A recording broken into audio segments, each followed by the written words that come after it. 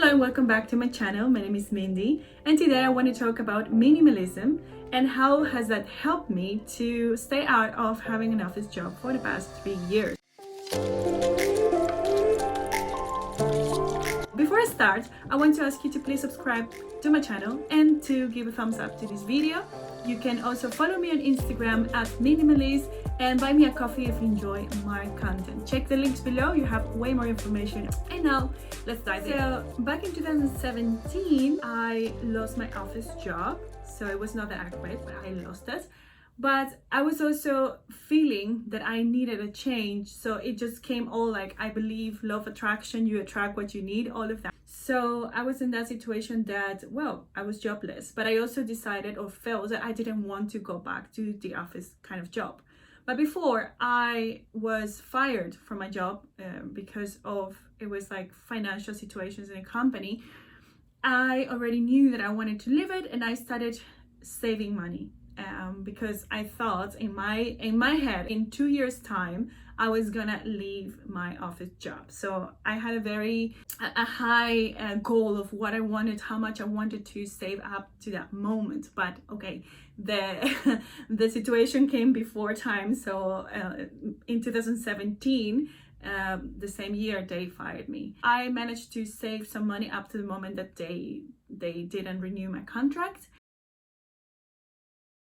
I was using a lot of my money on buying stuff. You know, I was buying facial creams, hair creams, whatever, all of things like beauty products kind of. And I was also buying clothes a lot. And I remember that at least once a month, it was more like 2 or 3 times a month, I would go to the streets, like the shop streets, to buy more things. And I think it was because I was feeling a bit like dissatisfied with my life in general. So I had this void that actually I do feel that void sometimes. Some people call that void boredom. So I use that boredom to go and buy stuff. But because I had this plan, I want to save money, I stopped doing that. But I didn't know it was going to be something long term. I thought it was going to be something of a few years until I save up. But after having seen how much of an impact in my finances did those habits have, because within the last year or so before I stopped with the job, I could significantly save. So I realized that I might needed to adapt or to adjust my lifestyle to that for the longer term.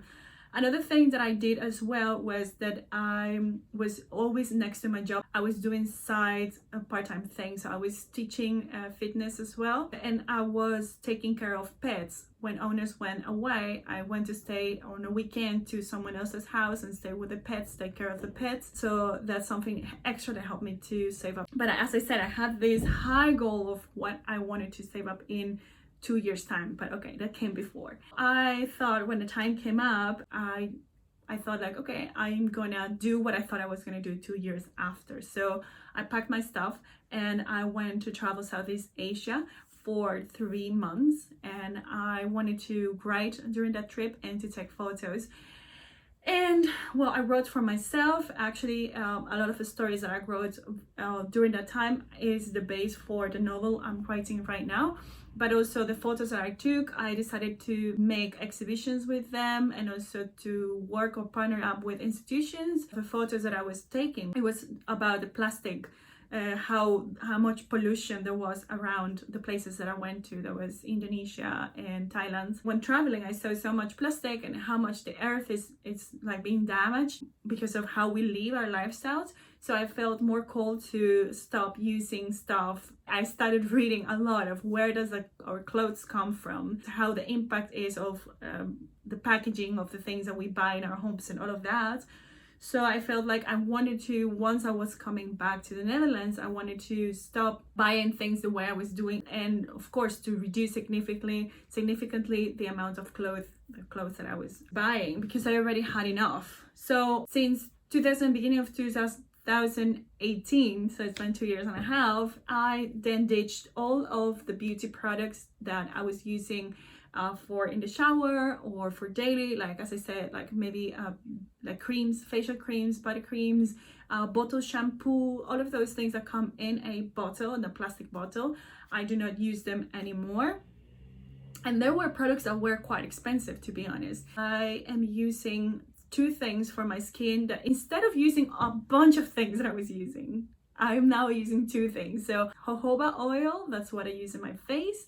And number two, for my body, I use almond oil. That's it, no more. And I can say like my skin is doing all right, it's doing good. So another thing that I don't use anymore as well is like I don't use foundation for my skin, but I also don't use makeup all the time. I only use makeup whenever I want to use it, and when I don't want to use it, I just don't. And I think that's another part of like working on yourself and feeling good no matter what, and also feeling free. Whenever you want to use makeup, you use, and whenever you don't, then you don't. But don't try to put yourself in a box that I am a woman who doesn't do makeup, or who does like. So that's another part of the things I've been navigating during the few years to be free. Yeah, so it's like minor things what I've been buying. And for clothing, so I did not throw away the things that I had, of course, but I gave away some stuff that I was not using anymore. So I have way less clothes than I had before. And this year, I haven't bought anything new, and now it's September. And last year, I did buy, I think I went once shopping. And the year before, when I was in Asia, I bought some stuff that I really liked there. So that's the point. The point of the minimalism or minimalistic lifestyle is not that you don't buy, it's that you buy mindfully. And when you buy mindfully, you also use mindfully. So now, for instance, I got to know what is it I like the most, what is it I don't like, colors or stuff like that. So I now know myself better because, you know, I don't know, I think it was like I went to revise myself and what are the things that I use the most. I sometimes bought things because I wanted to try on new things, but in the end I did not wear them. So having this mindset of minimalism helped me to get to know myself better and only use my money for the things that matter. It's not only the things that I don't buy anymore, it's also like I was going a lot way more to festivals and parties and things of that nature that cost money, and that nowadays I don't need it. I don't need to go to, well, now with Corona as well, but it's been like all of these years that I haven't been going, and I have friends who are like were last year also going to festivals, and I was the only one who wasn't going.